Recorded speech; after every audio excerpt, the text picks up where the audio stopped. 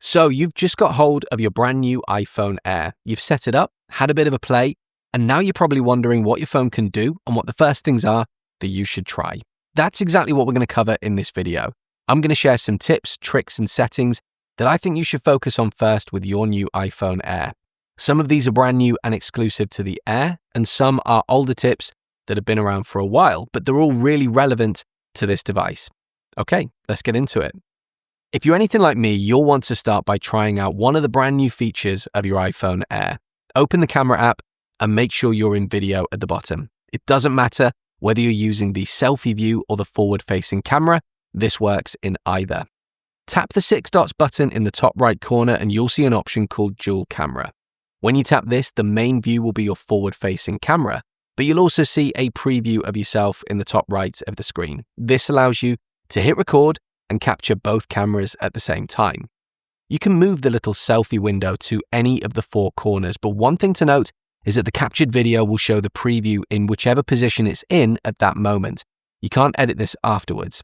If you move it around a lot during recording, the final video will include that movement as well.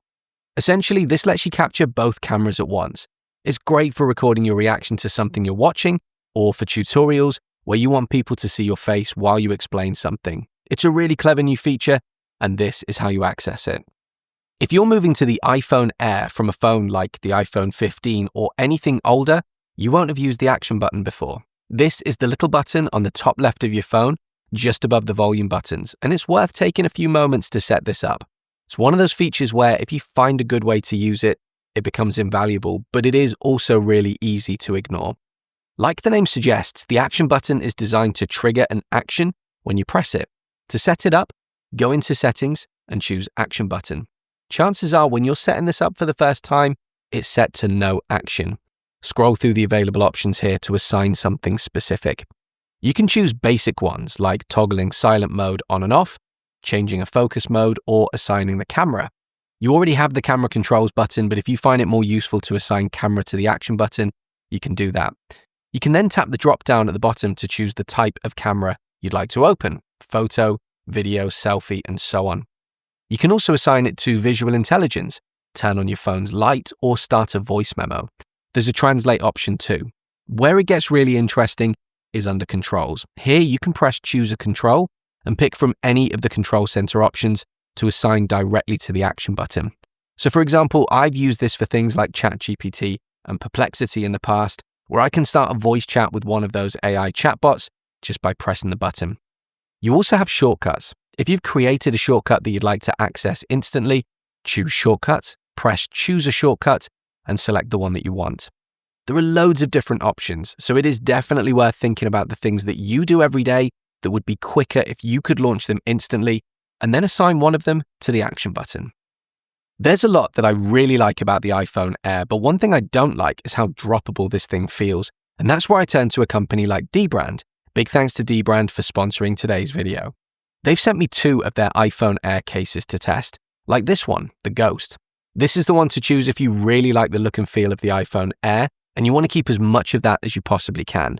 It's slim, it's crystal clear, and it feels like you're still holding the phone itself, but with that bumper protection on the sides, rear protection, and if you add their screen protector, full protection on the front as well. And the screen protector was so easy to install because they literally include an application tray in the box. But if you're a bit more accident prone, that's where the tank case comes in. I don't know if it's called the tank because it's built like a tank or because it could survive getting hit by a tank, but either way, I'm sold. And the great thing is, you can customize it as well with swappable action, volume, and power buttons in a range of different color options: napalm, plasma, and recon. So you get top tier protection while still being able to make your phone truly feel like your own unique phone. So if you're like me and you think that the risk of dropping this thing is just too high, you should definitely pick up a brand new case for your brand new iPhone Air from the guys at dbrand. Check out the link in the description to get yours. Your brand new iPhone Air is a big investment and you'll want to make sure that it lasts as long as possible. So one setting I definitely recommend spending some time in is battery. Go into Settings and choose Battery. The first thing to check is your battery health, which you can find by scrolling down. Tap into this and make sure that everything looks as you'd expect for a brand new phone. You should see maximum capacity, a very low number of cycle counts, and a manufacture date that is very recent. If anything here doesn't look right for a brand new device, you'll need to talk to Apple. Then go back and go into charging.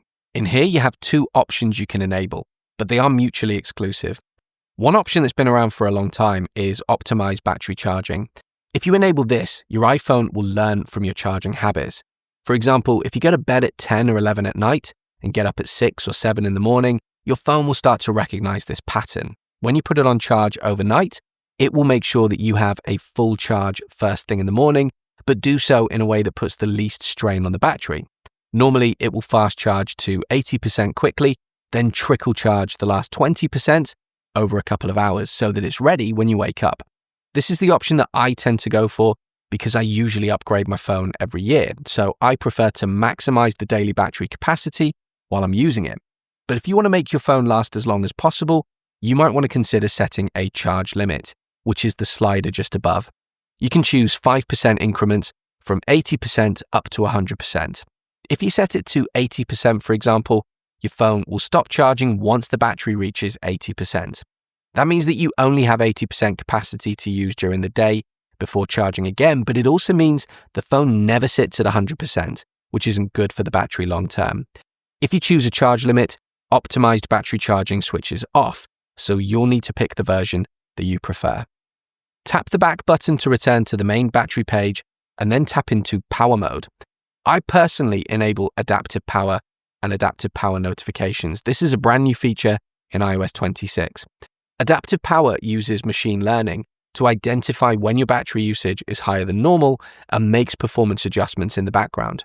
For example, it may lower the display brightness or allow some activities to take longer, all to ensure that you can do what you want without putting too much strain on the battery. If you enable adaptive power notifications, your phone will let you know whenever it switches into this mode. One of the biggest drawbacks of the iPhone Air is, understandably, the battery life. Because of its slim size, you don't get the same longevity as you do with the regular iPhone or the Pro models. So one of the first things that I would recommend is picking up an external MagSafe compatible power bank. Now, this isn't a sponsored mention. I've tested a number of power banks over the years, and I will give a free shout out to a company that I featured earlier in the year in a sponsored video, and that's Taurus. They make a really good, slim MagSafe power bank that works perfectly with the iPhone Air. I dug this one out when I first started using my iPhone Air, and it's been perfect for what I need. Apple does make its own MagSafe power bank, but it's outrageously expensive for what it is, and it's only compatible with the iPhone Air. I think that's a bit of a sleazy move from Apple. If you buy a MagSafe power bank, it should at least be compatible with all of the iPhone 17 devices. That's why I would recommend going with a third-party option. Do your research and pick the one that works best for you, but from personal experience, I can say that a slim Taurus power bank like this works perfectly. It gives you at least one additional full charge and doesn't add too much bulk to your phone. By the way, if you're enjoying the content here, you should definitely check out the Proper Weekly. It's my free weekly newsletter that lands in your inbox every Friday, packed with tech news from the week, content I've been enjoying, and a handy tip for the Apple ecosystem. Just scan the QR code on screen to sign up, or follow the link in the description. There is nothing more frustrating than taking a picture on your iPhone and later realizing that it looks blurry or smudged. More often than not, that's simply because the camera lens has picked up dirt or grease. It happens really easily. Anything from hand cream to fingerprints can leave a mark on the glass, and usually you only notice after you've already taken a photo that's now essentially ruined. iOS 26 includes a feature that you can enable to help with this. Go into Settings, choose Camera, and scroll all the way down to the bottom. You'll see an option called Lens Cleaning Hints. Enable this, and your iPhone will recognize when the lens might be dirty and prompt you to clean it. That way you can wipe it before your next shot and avoid the problem. The iPhone Air includes a feature called Photographic Styles, and if you haven't explored it yet, it is worth trying out to see if one suits the way that you like your photos to look. Open Settings, head to Camera, and under App Settings, you'll find Photographic Styles. This tool uses advanced scene analysis to adjust colors in different areas of a photo, giving you a particular tone or mood depending on the style that you select. So when you go in, the phone will pull some shots from your photo library and preview them with each style applied. Standard is the default, but you can swipe across to see Amber, which embraces amber tones, gold, which emphasizes golden shades, neutral, which flattens warm tones for a more muted result, plus others. If one of them is close to what you like but not quite there, tap Customize. You'll get sliders to fine-tune the look until it's just right. Once you're happy, tap Use, and from then on, that style will automatically be applied every time you open the camera. And remember, you're not locked in. You can always change it later by opening the camera, tapping the menu, selecting styles, and choosing a different one or tweaking it again. This way, every photo starts with the look that you prefer. A relatively new addition to iOS is the ability to set all of your app defaults at a system-wide level on one screen, and it is worth spending a couple of minutes looking at this if you haven't already. It lets you get your phone set up exactly the way that you like it. Go into System Settings, scroll all the way down to the bottom and tap into Apps. Then choose Default Apps at the top of the screen. You'll see a number of options that you can set here, like email, messaging, your browser, and your translation app. If you tap into each of them, all of the available options on your device will show up, and you just choose the one that's relevant to you. For example, if you prefer to use WhatsApp for most of your messaging rather than iMessage, which I know if you're watching this in the US, that might sound weird, but here in the UK and Europe, WhatsApp is way more popular, you would tap into messaging and choose WhatsApp. You can still send messages using the Messages app as normal, but this means that by default, when you go to send a message using Siri, for example, it will use WhatsApp rather than Messages.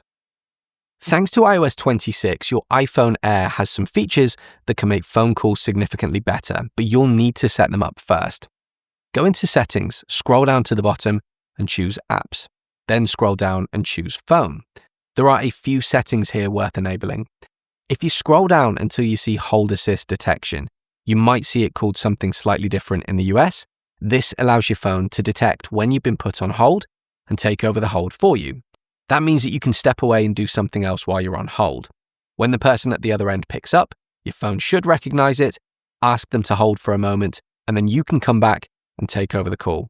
I've seen mixed reviews of this one online, and of course, a lot depends on whether the person at the other end is patient enough to wait a second while you return to the call. So it is up to you whether you'll get value from this or not.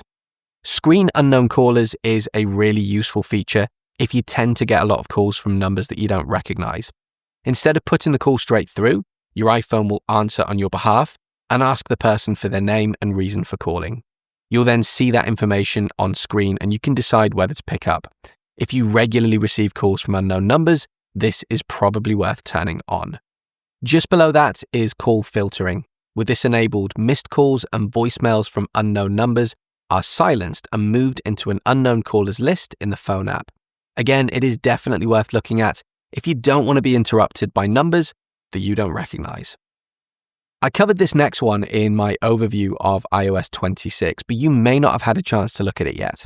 The Photos app has had a redesign in iOS 26 that, in my opinion, fixes a lot of the shortcomings of the redesign in iOS 18. One of the things that you can do now is customize your Photos app to show the information that's most relevant to you. When you open the Photos app in iOS 26, you'll see two options at the bottom, Library and Collections. If you tap into Collections, you'll see an ellipsis button in the top right corner. Tap that and choose Reorder. Now you can't delete any of the collections here like you could in an early version of iOS 18, but you can use the drag bars on the right-hand side to change the order. For example, wallpaper suggestions and featured photos aren't things I'm particularly interested in, so I move those to the bottom. Shared albums I use every day, so I move that to the top. Recent days I find useful. Utilities and media types are features that I like as well, so I keep those higher up. Once you're happy, press the blue tick in the top right corner to confirm. You can also use the little arrows to the right of each category to expand or collapse them. That way, the ones that you care about are always visible and the ones that you don't care about are hidden. This makes the whole experience of using the Photos app, in my opinion, significantly better. The screenshot process in iOS 26 is completely different. If you're moving to the iPhone Air from a device that didn't have Apple Intelligence, you also now get an added feature worth trying. Go into Settings, scroll down to General, then scroll down again, and you'll see a new section called Screen Capture. Tap into this, and the main difference that you'll notice is the full screen preview button at the top of the menu. With this enabled, the next time you take a screenshot, instead of it appearing as a small preview in the bottom left, you'll get a full screen preview ready to edit or use the Apple Intelligence features down at the bottom. If you want to edit, you've got the markup button at the top, a share button, and the crop option built in. Just use the drag handles to crop the screenshot as you need to. This makes it really easy to take a screenshot, do a quick edit, and share it in seconds.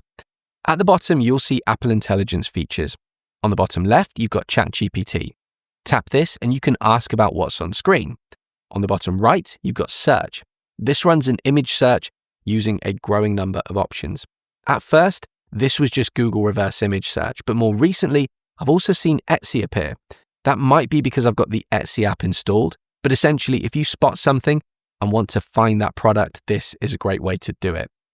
Press the cross in the top left corner to go back to screen capture. I tend to keep automatic visual lookup switched off. This uses Apple Intelligence to tell you about what it sees on screen, but I still find it too inaccurate to be useful.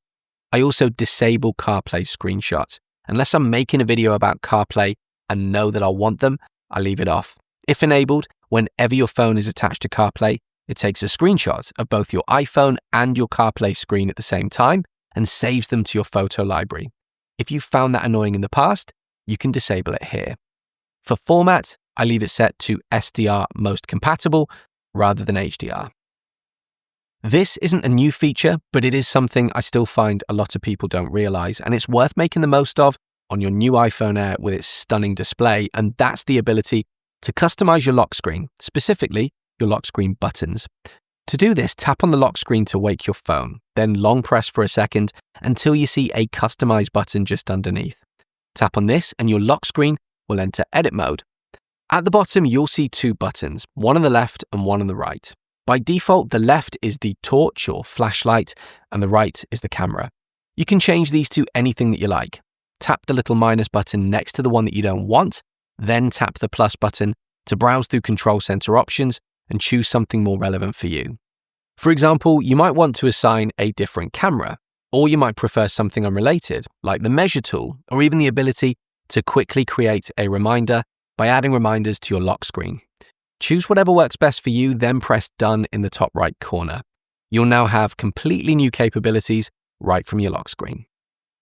So there you go. Those are the things that I think you should do first with your brand new iPhone Air. What about you? How are you getting on with your new iPhone? Are there any tips or settings that you think I should have included here but didn't? Drop me a comment and let me know. And as ever, if you found this video useful, do please consider leaving me a like and subscribing to the channel for more content like this in the future. See you on the next video.